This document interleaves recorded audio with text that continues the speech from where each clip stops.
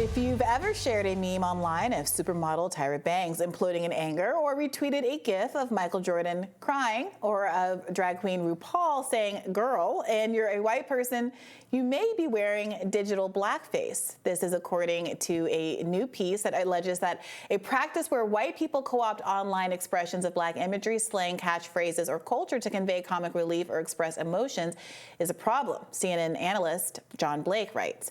Culture critic Lauren Michelle Jackson defines digital blackface as displays of emotions stereotyped as excessive, so happy, so sassy, so ghetto, so loud, etc. Blake says that digital blackface is wrong because it's a modern-day repackaging of minstrel shows, a racist form of entertainment popular in the 19th century when white actors darkened their faces with burnt cork, entertained audiences by, quote, playing black characters as bumbling, happy-go-lucky simpletons. What are your feelings on digital black? Is it truly not, you're not supposed to share a black meme, a meme with a black person in it? Look, so I think, one, there are many different kinds of memes, some that are just black people doing things that have nothing to do with like blackness or stereotype or any kind of black culture references per se. I think the Tyra Banks clip that goes, that people use a lot is her dressing down one of the contestants on America's Next Top Model. I was rooting for you. We were all rooting for you. That has nothing to do with her being black. Yeah. She's kind of a tyrant, but that has nothing to do with her being black. So I wouldn't put that in the category. Look, I object to the framing of it as digital blackface, which I do think makes it seem equivalent to minstrel shows in a way that I don't think is appropriate. Yeah, they're saying if you're white, and you do this is in the CNN op-ed, this is one of the most insidious forms of contemporary racism. Yeah, I think we've gotten society to a pretty acceptable place. But here's the problem. Most insidious racism people who frame issues like that in a way that's like, well, if you agree that this is at all a problem, it's the worst problem that ever struck America, it undermines your own argument. This person is saying it's a very... Right, and I'm saying that I disagree with that, because I really want to make that clear, because I do think that there are aspects of this that are wrong, but I really want to be clear. It makes the argument seem absurd if you frame it as this is like, equivalent to a mass genocide or whatever, if you think that this is not a problem. I also want to be clear that not all gifts are created equal, and that some of them have nothing to do with race. They're just black people. They happen to be black.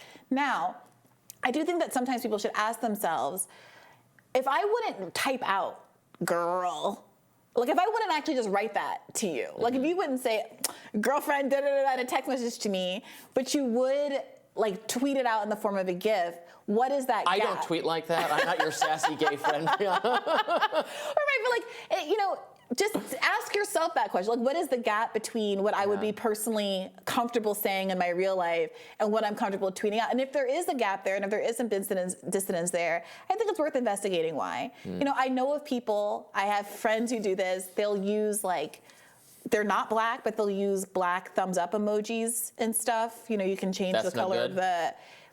Why? Yeah, I'm just asking why.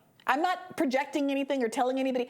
I'm just curious. The default is yellow. I remember it being racist when there were not enough options. That's what I'm saying. The default is yellow. So someone made an affirmative choice to say, I'm going to switch this from yellow and not to it matching my actual hand color, but just a black hand color. What if the default was no longer yellow and they just gave you a random color? Oh, I don't know. They can't randomize the color on everybody's phone. But if it were truly random and it was defaulting to something, I completely understand. But it's not defaulting to anything. Some people are making those kinds of choices. And I also think this article makes a mistake in conflating. There are some GIFs that are not a problem because of who is using the GIF, but because sometimes we have GIFified things that are real tragedies. So these GIFs become really decontextualized, and we forget the hide your wife, hide your kids. That guy was hilarious, right? That guy had a real spark and flair for drama, and there's a reason why it went viral. But it's worth noting that he was being interviewed by the media because someone had tried to climb into his sister's window and rape her. And are we losing something as a society by losing track of the ain't nobody got time for that woman? Her house had burned down and she was in the middle of a tragedy when she gave that interview. Now, does that mean we can't enjoy things? Does that mean that when people do have a flair for the dramatic and are very gifable and are really funny, that's a problem? Not necessarily, but it does give me pause sometimes when I do remember, oh yeah, what happened to that guy? Is he okay? Is his sister okay? Yeah, well, no, absolutely. I think what the humor comes from in a lot of those cases, I'm not trying to be like, annoyingly colorblind or something, but is that people without any media training or without any history of being on television doing exactly what you just said, really shining and really having personality and really being entertaining to watch. It's more of a class thing, really, because it's difficult to have a camera stuck in your face and to say things that are compelling. Is also part of the issue. Yeah. There are all kind of not for CNN. It's blackface. Well, then that's a really good point. There are a lot of gifts that involve working class, low-income white people up to shenanigans that tend to go around and people tend to make a mockery of. I do think that there, in that case as well, it's the question of, are people who are not a member of this group, are people who are likely to look down on this group getting humor out of it because they're genuinely colorful and humorous? Because this is a thing that everybody, they fell and everyone thinks it's funny when you fall, like just generic humor? Or is part of the humor derived from the fact that we look down on these people? And that can be hard to untangle. That's the case of things like Judge Judy and all those courtroom shows. Yes. And Jerry Springer. Yes. Yeah, right. Jerry Springer, I think, famously said, like, he's just nothing like that. It's a character he plays. Yeah. And he's like, this is not TV for me. And a Harvard lawyer, I think, Jerry Springer. Yeah. It's TV for, but like a lot of the he would defend it and say, it's TV. The kind of people who are on the show also watch the show. They love watching people like that's not class because that people of their own class like that kind of entertainment. And there are affluent, middle class black people who really enjoy some of these low-income black people and these gifts, who there is also a negative class component. Tyler Perry. Yeah, I find some of that stuff funny. Well, I don't know. I do. I do. Well, I'm sure this is going to be the beginning of a much longer conversation between us, Robby. It's hilarious. But yeah, look, it's not, no one's allowed to do this. No one's going to be, kicked off the internet or censored for doing this. I wouldn't, like I said, I have friends who have I have dated people who use the emojis of the wrong color and had thoughts and feelings about it, but it hasn't, it's not a holistic issue with their entire personality.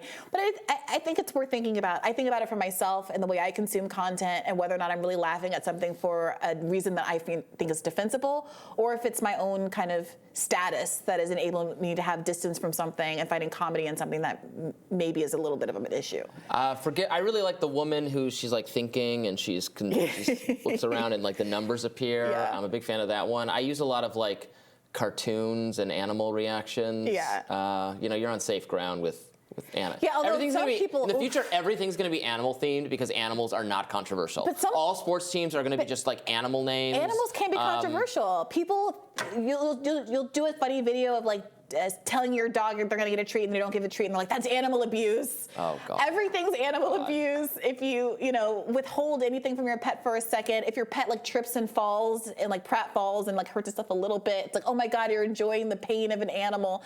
Someone's going to be mad at everything. Somebody on the internet is always mad. Well, tell us your favorite gifts in the comments. It's okay if there's some black people represented among them. We'll just bring the humor. And tomorrow on Rising, Paris is burning. No, really, we'll have journalists on to discuss the turmoil facing Macron. Be sure to like, share, and subscribe so you never miss any content. And for those of you who prefer to listen while you're on the move, we are now available anywhere you listen to podcasts in podcast form. All right, we'll see you tomorrow. See ya.